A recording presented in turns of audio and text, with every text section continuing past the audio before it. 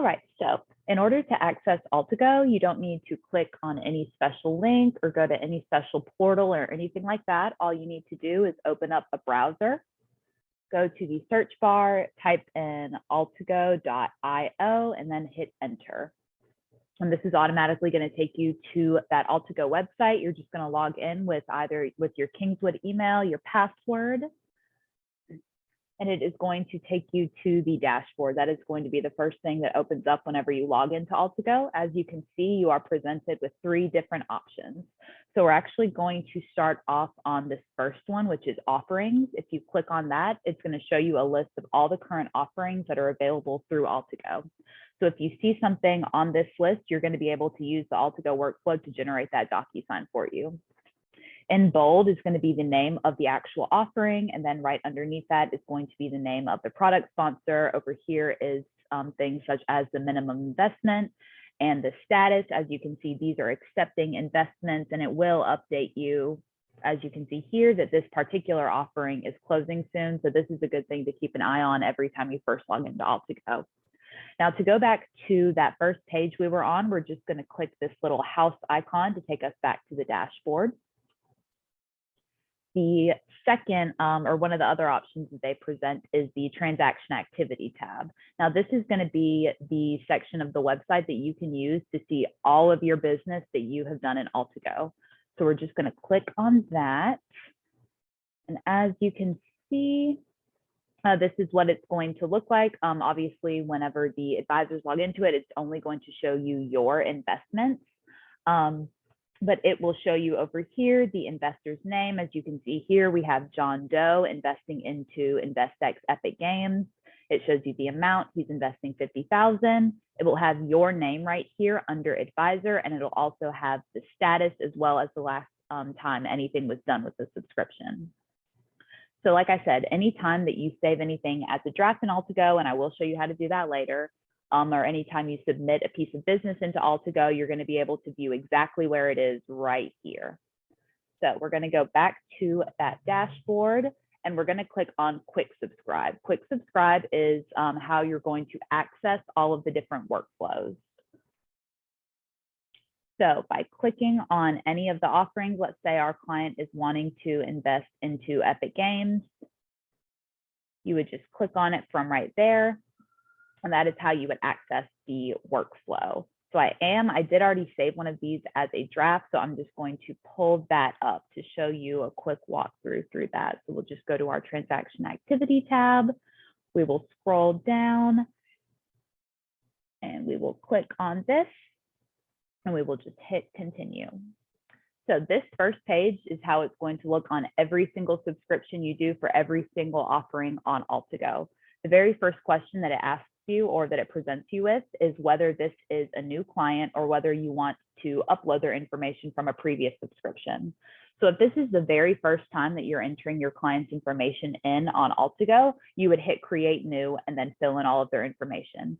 But if you've already entered your client's information once into Altigo, even if you haven't sent it out yet and you have only just started it or saved it as a draft, Altigo saves all that information and will populate it for you.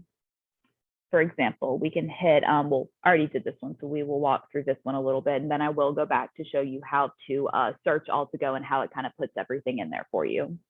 So like I said, this is the very first page. It's going to be the same on every single subscription for every single offering. It is just very, very basic information about your client and you. All right, so for the purposes of this example, we're going to hit create new, and we're going to act as if this is a client who has never done anything on Altigo. Altigo doesn't have any record of their information. So right down here where it says advisor, you would click this. It'll give you a drop-down menu. All you have to do is select your name and put your rep code there as well. The AI Insight training, obviously, before you submit any business for an offering, you do have to complete that training before that. When you complete that training on AI Insight, this will automatically update to reflect, yes, you have completed that training. Now that it's like this, where it says training not completed, you can save as many drafts as you want. So you could work through the subscriptions and then do the training afterwards, but you are not going to be able to send anything to your client until you have completed this AI Insight training. Then just a little bit further down, it's just more basic information about the client's account that they're going to be investing from. Individual. And you would go down here to just put in more information about them. But I thought I had done this. So if we hit search Altigo, let's type in our client's name, which is Mr. John Doe. As you can see, he's right here. We just click on him. And then when we scroll down, all of his information is already going to be in there for us. And again, if this client hadn't done anything in Altigo before, all of this would be blank and you would just fill in whatever information it's prompting you to enter. Again, the first page is very basic things: name, social, date of birth, their email, their contact address. This is also the section where you're going to enter their custodian account. For the purposes of this demonstration, this client is going to be investing with their Mainstar Trust account. So all we would have to do is hit non-qualified accounts, click on the drop-down menu until we find Mainstar Trust. But you can also see Pershing is in here, TD is in here, RBC is in here. And whenever you click on this, it's automatically going to add that custodian's required documents into the workflow. So you're not going to have to upload any of our internal documents, any sub docs, or any custodian required documents. That is all already included in those workflows for you. And then we're just going to hit next. Again, this next page will be identical for all subscriptions. This is just going to be information specific to the client's investment. So for this example, this client is going to be investing $50,000. As we said earlier, they are going to be funding it with their custodial account, and we're going to have them receiving distributions in that custodial account as well. All right, this is where you're going to upload the supplemental document or the supplemental documents. For most subscriptions, all that is going to be is a copy of the client's driver's license and that CRS confirmation done through that new portal. And once you upload both of those, you can scroll down and you can see every document that is going to be included in the DocuSign that goes to your client. And as you can see, scroll down just a little bit. All of those required internal documents are already going to be in there. We have the direct business profile, all of the alt approval forms, all of our privacy policies, all that's already included. As you can see, again, it is all just listed right here. And then these are the custodian required documents. So as long as you're checking off the custodian on that very, very first page of the workflow, all of the custodian documents are going to be included. So we have the Mainstar purchase authorization, the fee payment transfer, and that transfer direct rollover request. So once we have uploaded the driver's license and the CRS confirm, again, you just do that by clicking Browse Files, grabbing the document from your computer, and then just categorizing it correctly. Obviously, a driver's license, you're going to put government issued photo ID. And for the CRS confirms, you're just going to mark those as other. So once you hit next, this is actually what takes you into the workflow. This is what where you're going to be entering all of your clients' information. And obviously, our internal documents will be the same for all business, but the custodial documents and the subdocs will vary just based on whatever kind of business it is that you're doing. However, regardless of which custodian you pick, which investment it is, all of the workflows are very, very straightforward. It will prompt you for any and all information that needs to go on there. For example, you can see like the direct business profile, you enter in the number of dependents, you enter in the rep ID, the marital status. And the idea is that you're entering in all of this information, and Altigo is going to pre-populate a DocuSign for your client. So you're never going to have to drag a signature box. You're never going to have to worry if your client is signing in the right place, if they're initialing in the right place, if you made sure to put a little checkbox where you're supposed to. Altigo does all of that. All you have to do is give them the information. And this can look like a lot of information at first, but once you do your first subscription, it takes maybe 20 minutes to get through one of these. And once all of these are filled out, you simply hit next. Oh, and actually says, so, and that is a situation that happens when you hit next. but then you get this error message. This is basically saying, hey, you forgot to fill in some information. We need you to fill out that information before you can proceed in the DocuSign. And whatever documents are missing that information, it's going to highlight those in red. So over here, this is the alternative investment approval form, and it looks like I forgot to enter in a little bit of information. So we will just type something in really quickly. All right, I believe that is it. In this form right here, we will just type in made up bank information.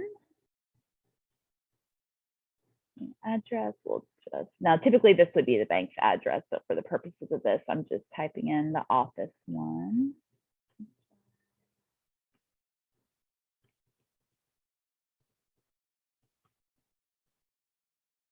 We will do our phone number. Again, this typically would be the phone number of the bank, 3322.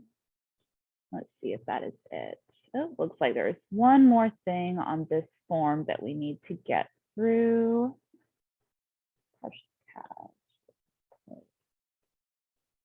Alrighty. Once you've entered in all the information and you hit that next button, as long as it lets you get to this screen, that does mean that you filled out everything correctly on the previous page or on the previous pages. So now you are at the very, very end of it. So all we need to do for this page is check this box off, and you're going to want to put the PPM number that was assigned to your client right here. The principal reviewer will always be principal reviews. It'll go to alternatives at Kingswood. And then this will show you the signing order. So as soon as you hit this little blue button up here that says submit, it's going to send a DocuSign to your client based off of the information previously entered into the workflow. And right here is the signing order. So you can see whenever you hit submit, first it's going to go to your client. As soon as your client, John Doe, signs, it's going to come to your email. As soon as you sign off on everything, it is going to go to principals at alternatives at Kingswood for principals/compliance review. After that, it goes straight to operations for processing, and obviously operations will send it to whichever product sponsor it needs to go to. Now, if you want to get a copy of what is actually being sent to your client, all you have to do is hit this generate preview button. I did already hit this button. It does take about a minute for it to upload, but it will, whenever you hit generate preview, it'll open up another window that looks identical to this. And this is actually what your client is going to see whenever they open up that DocuSign email. So let me scroll to a section to give you an example. And again, that DocuSign is going to include the subdocs, it's going to include the internal docs, it's going to include any custodian required documents, as well as the supplemental documentation that you upload, such as trust docs, a voided check, a driver's license, or things like that. But as you can see right here, so you entered this information, or we entered this information earlier into the workflow, and it automatically put it where it needed to go. So it put in the date that the client is going to sign this, it put in the amount of the investment that we entered, it put a signature box where that needs to go, and it printed the client's name as well. And I am just going to scroll down a little bit just to show you that it does the exact same thing for all of our internal forms that you're already familiar with. So let's see. Boom. For example, we entered in all of this information into the workflow, and it automatically populated it for us and put it where it needs to go. It put the client's account number, it put the advisor's name and rep code, all the information pertaining to the specific offering. All of that is going to be included. But let's say you get to this stage, your client calls you, something happens, they're not sure if they want to do it anymore, they might be moving, they might need to change some information on it, so you're not ready to send it to them, but you don't want to lose all the work that you just did. All you have to do is click on actions, hit save and exit, and now this subscription is going to appear in your transaction activity tab. Right here, you can see we just did it. And I am going to show you what it looks like whenever a client already has information saved in here, how easy it is to pre-populate that, and how it really does cut down on the processing time. So we will just go to quick subscribe. Let's say this client actually wants to participate in Peachtree. We will click on that one. since we are wanting it to pre-populate the information for us because Altigo already has all of our clients' information, we're just going to hit search Altigo. We're going to start typing his name, and it is going to pre-populate all of his information for us.